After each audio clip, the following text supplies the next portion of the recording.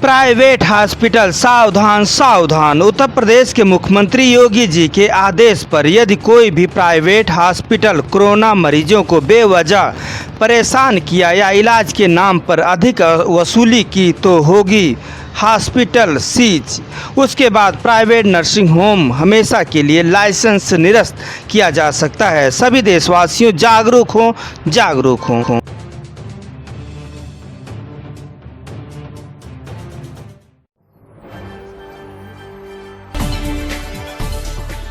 मानव जीतेगा, कोरोना हारेगा। बस सभी देशवासियों को सावधान रहने की ज़रूरत है। मैं हूं लालचंद सोनी। आज सुबह टाइम्स में आप सभी का स्वागत है। आज आपको बताएंगे उत्तर प्रदेश सरकार लगातार कोरोना महामारी को रोकने के लिए विशेष कार्यदल के साथ मुस्तैदी से टीम बनाई गई है। वहीं पर 9 सदस्यीय टीम उत्तर प्रदेश के गांव-गांव में जाकर 9 सदस्यीय टीम गठित कर गांव-गांव में कोरोना कंट्रोल करने के लिए विशेष कार्यदल के साथ लोगों को अब लाभ मिलेगा। और गांव-गांव की पहल करते हुए आज सभी गांववासी खुश हैं। यह बहुत ही सराहनीय कार्य है। वहीं पर उत्तर प्रदेश के मुख्यमंत्री श्री योगी जी कुशल नेतृत्व के साथ सरकार ने तीसरी लहर के लिए तेज़ी से तैयारियां चालू कर दी है। कोरोना से लड़ने के लिए हमेशा मुस्तैदी से उत्तर प्रदेश के मुख्यमंत्री योगी जी लगातार नज़र बनाए हुए हैं। और वहीं पर बच्चों के लिए इलाज PICU वार्ड बनाने की पहल तेज़ी से शुरू हो गई है। देश के भविष्य के लिए सरकार पूरी मुस्तैदी के साथ लग गई है। फिर भी जनता का प्रेम मित्र के तहत सभी शासन प्रशासन सहयोग कर रही है। इस महामारी को सदैव प्रत्येक व्यक्ति को सावधान, सतर्कता, जागरूक। आप सब लोगों को मालूम होगा कि हमारे उत्तर प्रदेश सरकार कितना तेज़ी से काम कर रही है। उन्होंने दूसरी लहर को देखते हुए पहले से ही तीसरी लहर के लिए तैयारियां शुरू कर दी हैं। हमारे मुख्यमंत्री जी माननीय योगी आदित्यनाथ जी ने अब ऐसा बारिश देखा जा रहा है। फिर आपसे मिलेंगे किसी मुद्दे के साथ। अपना ख्याल, परिवार और देश का ख्याल रखें। जय हिंद, जय भारत। उन्होंने PICU के लिए ऑलरेडी आदेश जारी कर दिए हैं। आपने सुना होगा कि तीसरी लहर बच्चों के लिए काफ़ी अफेक्टेड कर सकती है। इसको ध्यान में रखते हुए उन्होंने इस तरह की व्यवस्था की है जो वास्तव में अति सुंदर है।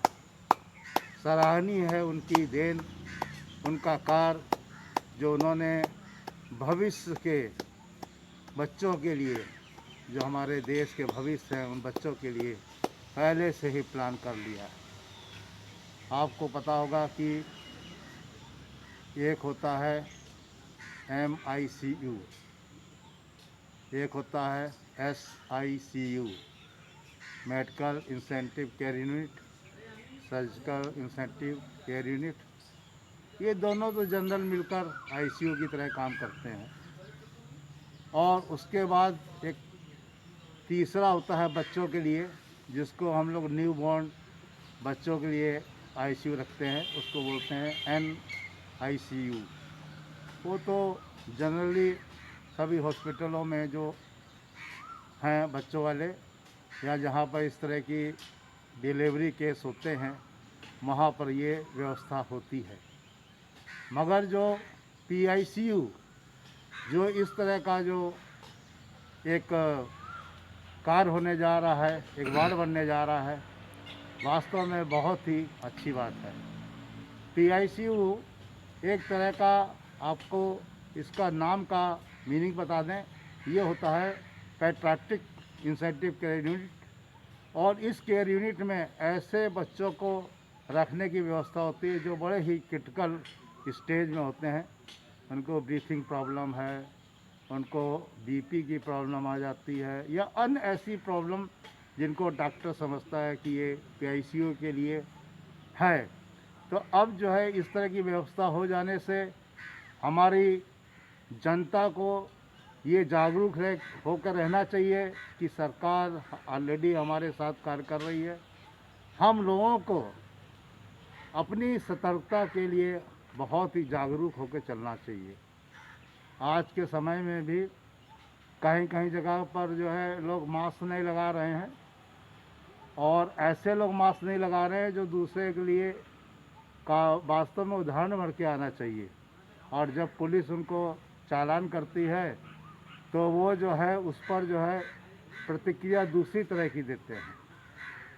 हमारा कहने का मतलब यह है कि अगर हम किसी को अच्छा उदाहरण पेश करेंगे तो पुलिस को ऐसी कोई कार्य करने की ज़रूरत ही नहीं पड़ेगी कि वो आपको डंडा दिखा के, चालान का कागज़ दिखा के या अन्य तरह से आपको बाध्य करे कि आप इस तरह की चीज़ों के लिए आपका जो है पेनल्टी लगनी है। आप समझदार हैं, और समझदारी उसी में है कि आप स्वयं में अपने में समझदार बनिए। आप दूसरे को मत देखिए। हर व्यक्ति को अपने में समझदारी लेकर मास्क लगाना चाहिए, सोशल डिस्टेंसिंग बनानी चाहिए, हाथ धोते रहने चाहिए, सैनिटाइजेशन करते रहना चाहिए। ये सब बातें जो है अब देखा जाए तो कहने की अब ज़रूरत भी नहीं होनी चाहिए। एक ही बात को कितने बार कहने के बावजूद भी अगर इस तरह की चीज़ें बार बार हो रही हैं तो ये वास्तव में एक जागरूकता नहीं है, बल्कि एक तरह से देखा जाए तो हम जानबूझ के चूक कर रहे हैं। जिसको जागरूकता होती है वो इस तरह की चूक नहीं करता है, इस तरह की घटनाएं नहीं करता है, इस तरह की बातें जनता के सामने नहीं आती हैं। और पुलिस का कार्य आज की इस विषम परिस्थितियों में, वो भी एक मानव है, वो भी एक इंसान है, वो भी किसी के बेटा हैं, किसी के पति हैं, किसी के भाई हैं, किसी के चाचा हैं, किसी के भतीजे हैं, तो उनकी भी तो आप जो है स्वास्थ्य के प्रति उनकी चिंता जगाइए। आप देखिए कि वो कितनी कठिन स्थिति में ड्यूटी कर रहे हैं और उस ड्यूटी को निभा रहे हैं। केवल एक देश में इस तरह की विषम परिस्थितियाँ और ज़्यादा ना फैलें और हम लोग सब लोग सुरक्षित रहें। तो ऐसे स्थिति में पुलिस कोई भगवान नहीं है। पुलिस को कोई एक्स्ट्रा ऐसा कोई अंदर से इंजेक्शन या कोई ऐसी विटामिन की इंजेक्शन दवाई नहीं दी गई है जो वो किसी भी परिस्थिति में आप उसके साथ व्यवहार करें और वो आपके साथ मित्र पुलिस का व्यवहार करे। मित्र पुलिस का व्यवहार वहाँ होता है जहाँ पर हमारे सारे कार्य, तौर तरीके सब जो है कानून के अंतर्गत हों, सब चीज़ें सही हो, और उनमें किसी तरह की अगर दखलंदाजी होती है तो वहाँ पर ये होता है कि पुलिस मित्र नहीं है। पुलिस मित्र है, प्रशासन मित्र है, जो लोग भी कार्य कर रहे हैं वो सब मित्र हैं, बशर्ते कि हमें अपना देखने का नज़रिया जो है वो जो है बदलना चाहिए, और हम वो नज़रिया नहीं बदल रहे हैं। हम जो है नज़र बदलने के लिए तो चश्मा लगा लेते हैं, नज़र हमारी कम ज़्यादा हो जाती है। नज़रिया बदलने के लिए कोई चश्मा या कोई इंस्ट्रूमेंट नहीं आता। इसके लिए केवल हमें अपनी सोच बदलनी होगी। हमें अपने सोच के द्वारा क्या सही क्या गलत है उसका निर्णय लेके स्वयं में हमको जो है इस चीज़ों को प्रदर्शित करना होगा कि हम एक जानकार, एक जिम्मेदार नागरिक हैं देश के, और इसलिए सब हमको देख के समझेंगे कि देखिए कितना अनुशासन से चल रहा है व्यक्ति, हमें भी ऐसी अनुशासन में चलना चाहिए। और यही हम सब लोगों की आज की तारीख में अब तक की जो है सीख पूरी हो जानी चाहिए। आने वाले समय में और जो समय आ रहा है उस सब के लिए हम लोग बिल्कुल ऐसे ही तैयार होकर चलें। कहीं कोई चीज़ को ये ना समझें कि फिर देखा जाएगा, फिर बताया जाएगा तो हम काम करेंगे। अभी से सतर्क रह कर चलिए। सतर्कता ही सबसे बड़ी दवाई है, सतर्कता ही सबसे बड़ा हमारा ऑक्सीजन है, और सतर्कता ही सबसे बड़ी हमारे कार्य करने की शैली है। अनुशासन में रहकर, सतर्कता के साथ रहकर, जागरूकता के साथ रहकर हम सब लोग जो है अपने देश में इस कोरोना को हरा कर आगे निकलेंगे, आगे बढ़ेंगे, और घबराने की कोई ज़रूरत नहीं है। किसी तरह का मनोबल नीचे गिराने की कोई ज़रूरत नहीं है।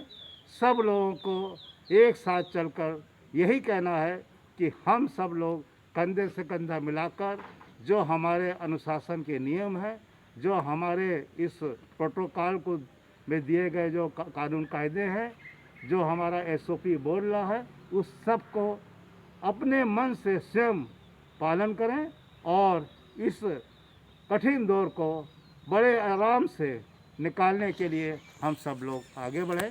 ये हमारी आप सब लोगों से विनती अपील है और यही निवेदन है कि हरदम जो है अपने को स्वयं एक सिपाही मानिए इस देश का और अपने परिवार का, क्योंकि आप जो है बहुत जिम्मेदारी से सबको लेके चल रहे हैं। आपकी जिम्मेदारी आपके परिवार के लिए, आपके समाज के लिए, आपके अन्य जगहों पर जहां आपकी ज़रूरत है बहुत ही महत्वपूर्ण है। इसलिए सतर्कता के साथ रहिए और सबको जो है इसके लिए जागरूक करते रहिए। ये हमारी आपसे विनती और प्रार्थना है। Rajesh Gupta, ACCF national team member, नई दिल्ली। जय हिंद, जय भारत। कोरोना को हराएंगे, कोरोना को हराएंगे, कोरोना को हराएंगे। विश्व में भारत को ऊंचा उठाएंगे, विश्व में भारत को ऊंचा उठाएंगे, विश्व में भारत को ऊंचा उठाएंगे। तिरंगे झंडे को ऊपर लहराएंगे, तिरंगे झंडे को ऊपर लहराएंगे, तिरंगे झंडे को ऊपर लहराएंगे।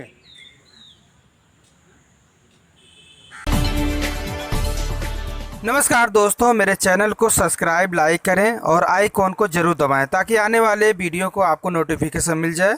धन्यवाद।